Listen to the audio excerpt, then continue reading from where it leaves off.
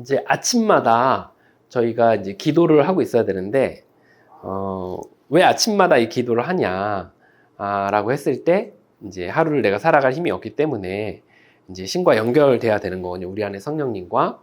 그래서 우리가 4가지 기도를 하는 거죠. 4-5가지의 기도를 하는 거죠. 뭐죠? 처음에 내게 소망이 없음을 인정하게 해주세요. 12단계 하시는 분들은 12단계 기도로 하시면 됩니다.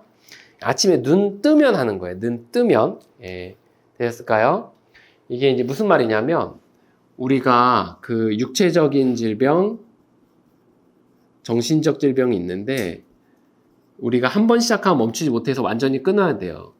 근데 합리화하거나 무의식적으로 해서 결국 또 재발을 하더라. 라고 해서 내게 소망이 없다. 라는 거죠. 여기서 우리가 반드시 좀 알고 있어야 되는 건 뭐냐면, 우리의 메인 문제가 뭔지, 그리고 첫 잔이 뭔지. 뭐 첫 잔 조금 더 많이 아시는 분들은 뭐 바텀 라인, 미들 라인, 탑 라인 이렇게 구분해서 하면 되는데, 이거 안 배우신 분들은 첫 잔만 하시면 돼요. 저는 이제 성이고요. 메인 문제 성이고, 첫 잔은 인터넷 미디어, 이제 이런 게 제 첫 잔입니다. 근데 이제 슬픈 건 뭐냐, 우리가 요거 처음에 배우면, 요거 빼고 요거 배우면, 그래 내가 남자 만나지 말아야지, 내가 로맨스 갖지 말아야지, 내가 우울 갖지 말아야지, 이렇게 하는 거라 생각하는데, 그게 아니라 이거 알아도 안 된다, 이 얘기 하는 거예요. 힘이 없다, 우리 힘보다 세가지고. 알아도 안 돼요. 알아도. 내 힘보다 세서, 그죠? 알아도 잘 안 돼요. 그 소망이 없다는 거를, 이게 인정이 돼야지 그 다음으로 나갈 수 있거든요. 그 다음에 그러면 힘이 어디서 오는 거냐. 그래서 이제 이런 소망 없고 희망 없는 우리에게 누가 오셨냐면, 이제 성부, 성자, 성령 하나님 중에 예수님께서 오셨다. 그래서 예수님께 인생을 드림으로 하나님의 자녀가 됐는데, 그렇다고 해서 우리가 매일 힘이 생기는 건 아니니, 성령께 매일 아침에 가서 이렇게 이제 계약을 맺어야 된다는 거죠. 그분이 우리를 건져줄 수 있다는 거죠. 그래서 우리의 생각이 이제 바뀌는 경험들을 해야 되는 거예요. 그래서 이거를 이제 영적인 체험이라고 하는데, 이게 바뀌는 것이 이제 좀 예시를 들어서 설명하면 이런 거죠. 내가 남자가 너무 좋아요. 내가 이 남자가 없으면 난 죽을 것 같아요. 남자를 늘 사귀어야 돼요. 근데 이제 신과의 관계 속에서 이제 매일 신과 계약을 맺고 그분의 인생을 드리고 뜻을 구하고 이렇게 하다 보니까, 어느 날 문득 이 남자로 인해 내 인생이 굉장히 엉망이 됐다는 것에 대해 깨달아지고, 그리고 굳이 내가 남자한테 목매이지 않아도 되겠다는 생각이 어느 날 생각이 탁 바뀌었어요. 그런 것도 영적인 체험이죠. 그리고 이제 이럴 때 있어요. 이제 선생님, 안 목사님이랑 내가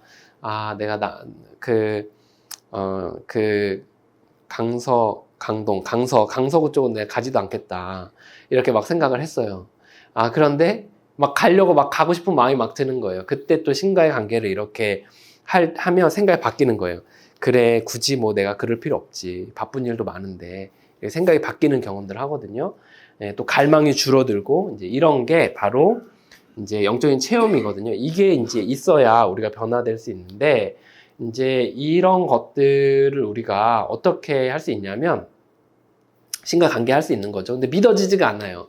그때 우리가 그럴 수도 있지 않을까 하는 마음으로 열린 마음을 갖는 거죠. 그래서 열린 마음을 갖게 해주세요. 라고 이제 기도하는 거죠. 자, 이제 이런 가운데서 하는데, 우리가 열린 마음을 갖는다고 해서, 또 믿음을 갖는다고 해서 우리가 실제로 그 힘을 얻는 건 아니거든요. 이제 마치 예를 들어 우리 동네에 굉장히 멋진 의사, 능력 있는 의사가 있는 거를 소문을 들었어요. 근데 100% 믿어지진 않은데 하도 많은 사람들이 그렇게 얘기하니까 그럴 수도 있지 않을까 하는 열린 마음을 가졌어요. 그러면 우리가 병이 치유된 건가요? 아니죠. 그럼 어떻게 해야 치유를 받을 수 있을까요? 그죠? 가야죠. 가서 내 몸을 보여주고 내 앞으로의 처방전에 대한 맡김이 돼야 되죠. 그래서 그 다음에 내 의지와 삶, 문제를 맡깁니다. 예, 맡깁니다. 맡겨야지 뭔가 할 거 아니에요. 그래서 미래를 백지로 만들고 계획을 백지로 만들고 오늘 하루의 삶을 백지로 만들고 이제 그분의 지혜를 구하는 거예요. 이제 매일 예수님께는 인생에 단 한 번의 진지한 고백만으로도 우리가 신의 자녀가 되지만 그 신분은 바뀌지 않을지언정 우리가 힘이 여전히 없기 때문에 매일 우리 안에 계신 성령님께 무릎을 꿇고 아침에 눈 뜨자마자 내게 소망이 없으면 인정하게 해주세요. 열린 마음을 갖게 해주세요. 내 의지와 삶 문제를 맡깁니다. 라고 매일 아침 뭐 무릎을 꿇든 가부좌를 들든 책상에 앉으든 이렇게 하는 거예요. 되셨을까요? 네, 그래서 12단계 배우시는 분들 12단계 기도를 하세요. 하시고 계시죠? 힘들어도 하세요. 10분 좀 힘들어도 10분 하시고 저기 스카이 선생님도 하고 계세요? 네, 하고 있어요. 네. 그 끝나고 호돌이 안수기도도 한 번씩 해주시고 기도에 그 영발로 호돌아 걸어라 두 발로 걸어라 이렇게 자 그 올리브 선생님도 하셔야 돼요 이제 아침에 일어나자마자 아셨죠? 죽을 때까지 하는 거예요. 지태 선생님은 아침에 어떻게 하고 계세요? 네 하고 계세요. 좋습니다. 사모님은 했죠? 네. 이렇게 매일 아침에. 그래서 다른 거로 바꿔서 하기보다는 초반에는 요 기도문을 가지고 연습하는 게 필요해요.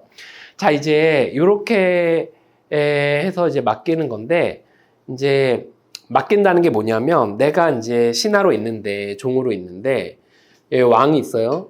왕이 있어요. 왕이 있는데 이제 맡긴다는 거예요. 나의 삶의 경영권 어떻게 살아야 될지 맡긴다는 거예요.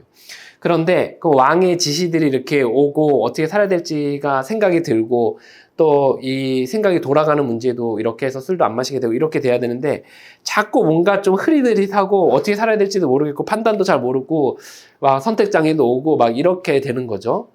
그래서 이제 회복을 어느 정도 하신 분들이랑 이제 회복 초창기에 있는 분이랑 이게 차이가 좀 있어요. 회복을 어느 정도 하신 분들은 무슨 질문을 해도 굉장히 막 잘 대답해요. 어떻게 저렇게 똑똑하지? 막 이렇게. 그리고 막 엄청 지혜롭게 잘 판단을 해요. 근데 이제 아예 이런 걸 모르거나 아니면 여기까지만 한 사람들은 약간 아직 흐릿흐릿해요. 신과 관계는 맺긴 하지만 뭔가 좀 어떻게 해야 될지 모르겠고 긴가민가 하고 막 이렇거든요. 그래서 이유가 있다는 거죠. 왜 이렇게 되냐? 왜 이렇게 되냐면 신과 우리의 사이에 가로막고 있는 것들이 굉장히 많다는 거예요.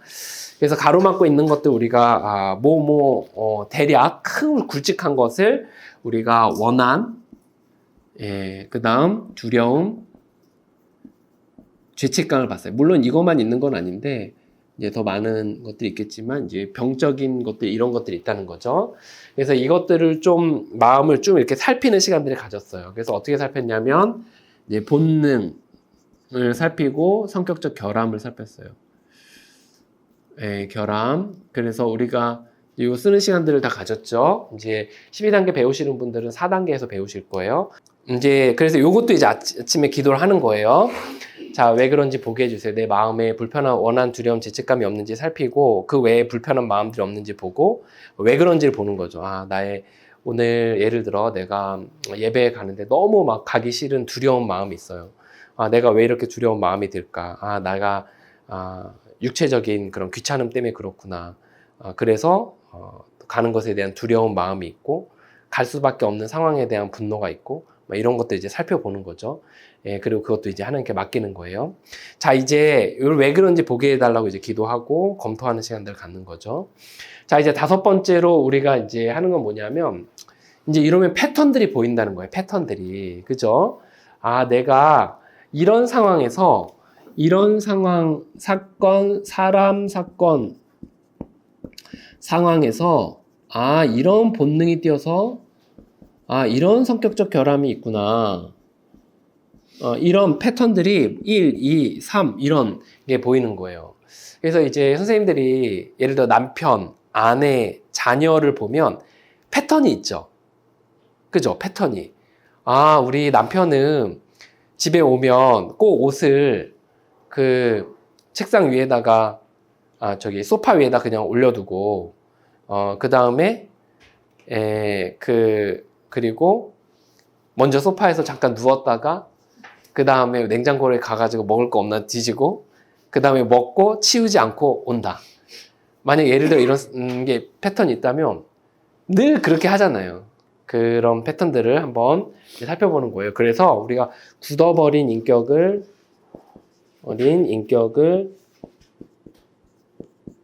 보게 해주세요. 이렇게까지 하는 겁니다. 그래서 요거를 매일 아침에 이제 기도를 하는 거예요.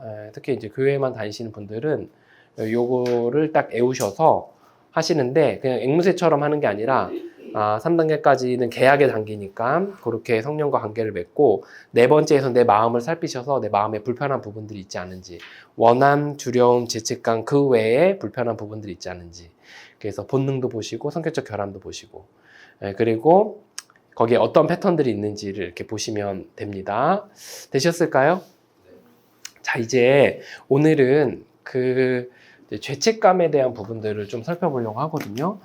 그리고 원한과 두려움은 이제 좀 누그러지는 부분들이 있는데, 이제 원한의 일부, 또 두려움의 일부, 특히 죄책감 부분은 사실 잘 사그라들지가 않아요. 그래서 이 부분에 대해서 이제 많이 고민들 하는데, 이 죄책감은 어떤 작업들을 통해서 우리가 하냐면 보상이라는 작업을 통해서 하게 됩니다. 보상이라는 건 뭐하냐면 잘못된 것을 가서 잘못했다고 말하고, 창문을 깼으면 창문을 고쳐주고, 도자기를 깼으면 도자기를 물어주고, 다리를 부러뜨렸으면 병원비를 대주고, 이렇게 하는 게 바로 보상이에요. 그래서 내가 이런 굳어버린 인격으로 인해 해를 끼쳤을 거 아니에요? 그 사람들에게 이제 보상을 이제 해야 되는 거죠. 근데 이게 무슨 뭐 심리적으로 또는 뭐 행동요법처럼 그렇게 생각하면 좀 골치가 아파지고요. 우리가 이게 신과의 관계에서 왕이 있고 이제 신하가 있는데, 우리가 뛰쳐나가가지고 우리가 왕 노릇을 한 거예요. 그죠? 그리고 이 왕 노릇 할 때 어떻게 했냐면 이 왕의 신의 자녀들에게 해를 막 끼쳤어요. 왜냐면 나는 부족한 사람이니까 막 인정받으려고 사람들을 막 인정 안 해준다고 뭐라 하기도 하고, 또 안전하려고 상대방의 재산에 해를 끼치기도 하고, 또 내 뜻대로 하려고 통제하려고 상대방을 조종하고 통제하고 압박해가지고 힘들게 하고, 내 성적인 욕구를 취하려고 상대방에게 몸을 상하게 하고, 또 이용하고, 또 심지어 이제 나 자신도 그렇게 해를 끼치고, 그렇게 해왔다는 거죠. 그래서 우리가 이것에 대해서 그러면 죄책감이 짙게 있는데, 우리가 이 죄책감이 또 신과의 관계를 가로막는데, 이 죄책감의 문제를 우리가 어떻게 해결해야 하냐면, 우리가 이 죄책감에 있어서 우리가 고치지 못하니 주님 고쳐주십시오라고 기도해야 되는 게 먼저 필요하고, 두 번째로 우리가 필요한 건 뭐냐면, 잘못을 했으니 해를 끼쳤으니 직접 가서 그 사람 기관에 보상을 해야죠. 근데 그 보상하는 건 뭐냐면 단순히 행동요법을 해서 그것으로 심리적인 치료를 한다는 걸 넘어서서 신 앞에 우리가 용서를 구하면서 진실로 우리가 반성하는 의미를 보여주는 거예요.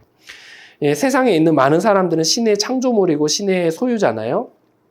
기관도 마찬가지고, 그런데 우리가 해를 끼쳤다면 그들에게 가서 잘못했다고 이야기하고, 그리고 그것을 위해 보상을 하고, 이렇게 함으로써 그 사람에게 보상할 뿐만 아니라 그것을 통해 신 앞에 나아가서 신이시여 내가 잘못했습니다 라고 내가 몸으로 용서를 진심으로 표현하는 게, 사과를 진심으로 표현하는 게 바로 이 보상의 단계다 라는 거죠. 그래서 보상에서 중요한 건 뭐냐면 이유가 중요한데, 그 이유는 뭐냐면 이제 신 앞에 신에게 용서를 구하는 것이다. 그리고 그럼 어떻게 해야 되는가? 첫 번째는 고쳐달라고 기도를 해야 된다. 두 번째는 보상을 해야 된다 라는 거죠. 자, 이제 여기까지 오면 선생님들이 이제 궁금한 게 있을 거예요. 가서 뭔가 잘못했다고 이야기하고, 내가 해끼친 것에 대해서 갚아줘야 된다고 하면, 딱 떠오르는 마음에 딱 걸리는 게 뭐예요? 걸리는 것들 얘기를 해보세요. 그 얘기를 딱 들었을 때 해야 된다고 하면 딱 걸리는 것들. 찾아가면 더 싫어할 텐데. 아, 찾아가면 더 싫어할 텐데. 예, 좋습니다. 또 어떤 게 있을까요? 마음에 걸리는 게.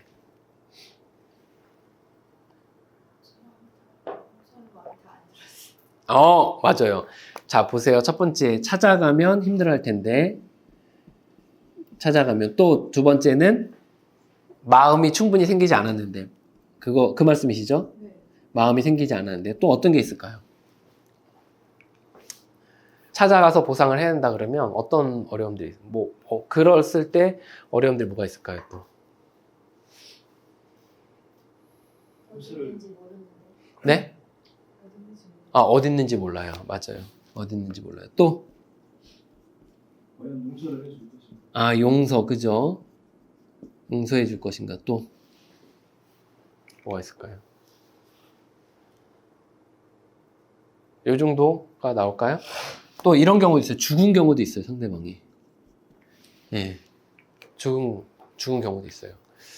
그래서, 이제 대학교 때 같이 자취 생활 했던, 이제, 권호중이라는 친구가 있는데, 그 친구는 이제 자살을 했거든요. 근데 이제 그 친구한테 제가 실수한 것들이 있고, 굉장한 죄책감이 있는데, 이제, 죽어서, 이 단계를 할 때 이제 사실 막막한 거죠. 그래서 일단 이 보상을 할 때 이제 몇 가지 원칙들이 있긴 해요. 첫 번째는 이제 직접 보상이 있고 이제 간접 보상이 있어요. 예, 직접 보상과 간접 보상. 이제 직접은 뭐냐면 직접 하는 거죠. 직접 가서 말로 잘못했다고 이야기하고 또 실질적으로 물질과 행동 조치들로 용서를 구하는 거예요. 직접 보상. 그래서 예를 들어 저는 이제 큰딸에게 이제 옛날 큰딸이 저도 이제 폭행을 했던 때가 있었는데 큰딸에게 이제 편지를 쓰고 미안하다고 말하고 그리고 이제 귀에 꽂는 게 뭐죠? 애플에서 나온 게 에어팟을 선물하고 그렇게 했었어요. 그래서 그때 이제 아이가 나중 돼서 더 이상 그거로 인해는 나한테 미안해하지 않아도 된다. 이렇게 얘기를 했거든요. 작은 딸에게는 이제 따로 이제 시내에 불러내서 같이 음료를 먹고 또 선물을 사주고 그리고 내가 미안했다. 같이 시간을 못 보내줘서 미안했다라고 이제 얘기를 했어요. 그래서 이제 그런 직접 보상. 이제 그 아내에게는 지금 무릎을 한 4-5번 꿇은 것 같아요. 미안하다고 얘기하고, 그래서 그렇게 했고, 그렇게 이제 직접 보상하는 거예요. 이해하셨을까요? 예, 회사 사장님, 옛날에 담임 목사님, 친구, 이런 사람들에게. 그 두 번째로 이제는 우리가 직접 찾아갔을 때 상대방이 굉장히 힘들어할 수 있는 사람들이 있을 거 아니에요. 예를 들어 내가 그 친구를 고소고발 해가지고 막 감방에 보냈어요. 나의 욕심을 위해서. 그래서 이제 그 친구는 나에 대해서 이제 굉장히 원한이 있는데 내가 찾아가서 그러니까 나를 보고 싶어 하지 않아요. 내가 찾아갔을 때 오히려 옛날 생각이 나가지고 더 열이 받을 수가 있어요. 그런 경우에 나 죄책감 없애겠다고 가서 찾아가면 어떻게 돼요? 또 해를 끼치는 거겠죠. 그래서 우리는 이제 이기적이어가지고 내 위주로 하거든요. 그래서 막 보통 그런 경우들 많아요. 이제 AA는 발 닦아주는 보상들을 많이 하거든요. 그런 경험도 혹시 들어보셨어요? 그런 경험담이 있는데 보상할 때 그래서 이제 갑자기 엄마한테 연락해가지고 엄마 나 오늘 저녁에 찾아간다. 갑자기 찾아가더니 대야에다 물을 막 떠가지고 오는 거예요. 소파에 앉으라 그러고 그걸 앉히고 막 발을 갑자기 막 닦여요. 그걸 불을 잠깐 잔잔하게 하고 혼자 막 켜놓고 막 닦아요. 막 혼자 막 울어요. 그리고 엄마 미안해 그러고 나오는 거예요. 그리고 모임에서 경험담해요. 내가 엄마의 발을 닦아줬는데 눈물 막 흘리고 모임에서 경험담을 실제 막 해요. 뭘 하냐면 이제 이래요. 내가 엄마한테 사과를 진짜 했는데 너무 후련합니다.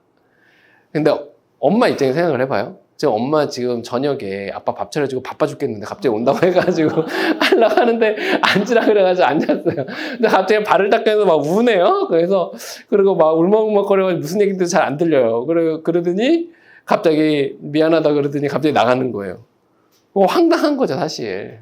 이런 경우들이 많이 있거든요. 그래서 굉장히 우리가 자기중심적으로 하거든요. 그래서 준비를 잘 해야 돼요.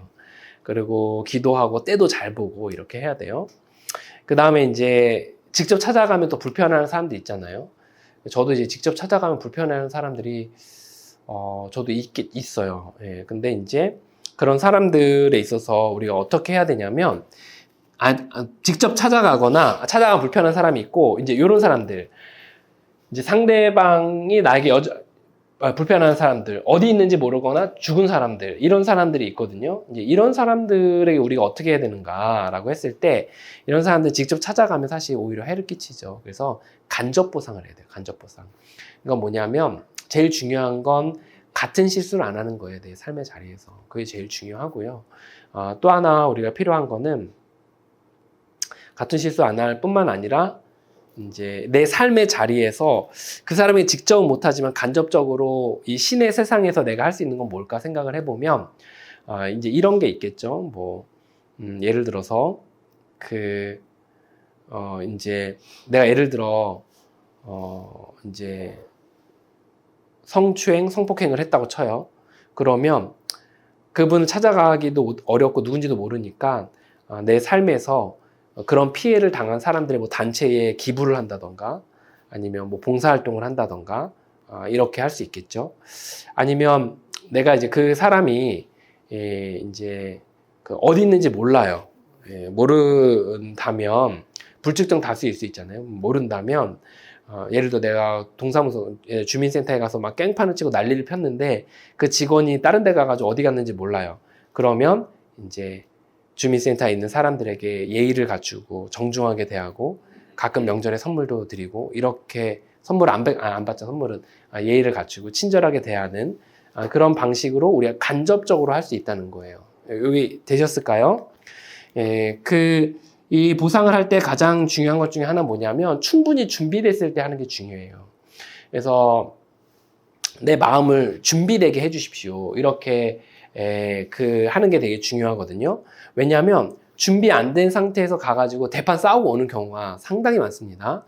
그래서 예전에 그 땡땡 중앙교회에서 제가 청년부 사역을 할 때 가서 사과를 하고 오라 그랬더니 이제 같은 동기의 남자인데 여자애한테 찾아가지고 커피숍에서 대판 싸우고 대판 싸우고 와가지고 그랬던 적이 있었거든요.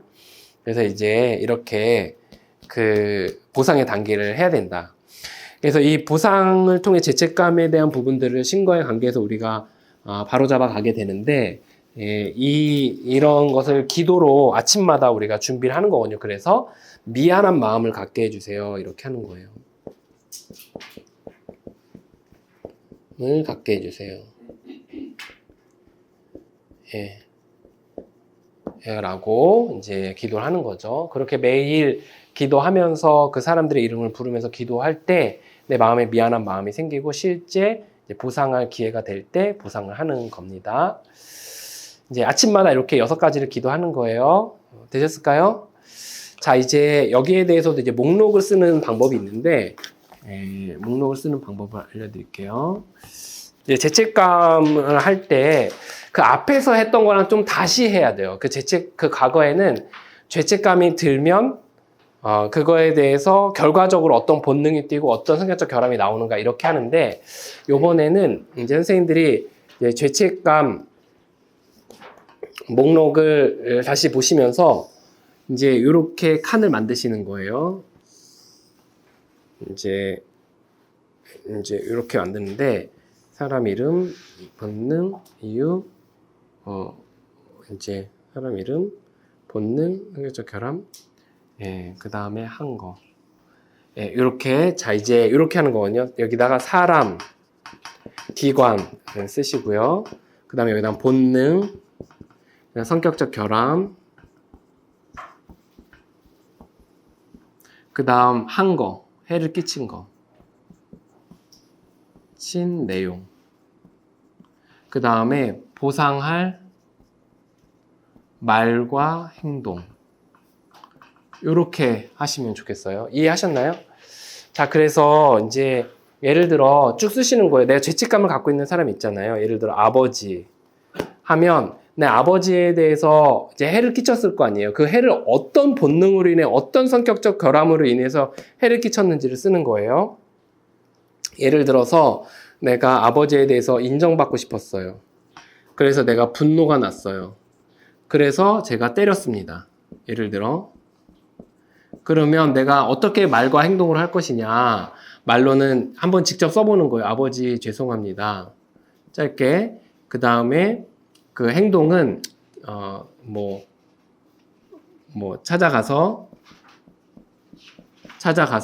뭐 선물과 식사를 대접한다. 이런 식으로. 이렇게 그래서 이제 행동은 이렇게 약간 장기적으로 우리가 계속 하는 건데 단기로 한번 딱 하고 이렇게 마무리하는 게 한번 매듭을 지어주는 게 필요하거든요. 그래서 예를 들어 어머니, 또 누가 있을까요? 또 뭐 옛날에 직장 상사. 그러면 이제 직장 상사가 나를 내 임금을 깎으려고 해서 안전 본능이 건드려졌어요.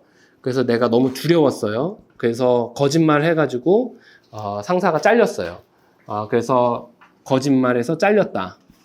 상사가. 그러면 내가 어떻게 보상해야 되는가? 직접 찾아가기 어려우니까 일단 말로는 한번 써보고 뭐 누구누구 주임님 이렇게 써보고 두 번째로는 그 직장에 뭐가 있을까요? 직장에 익명으로 선물을 보낸다. 뭐 이런 식으로 직접 그건 간접이죠. 간접 보상이죠.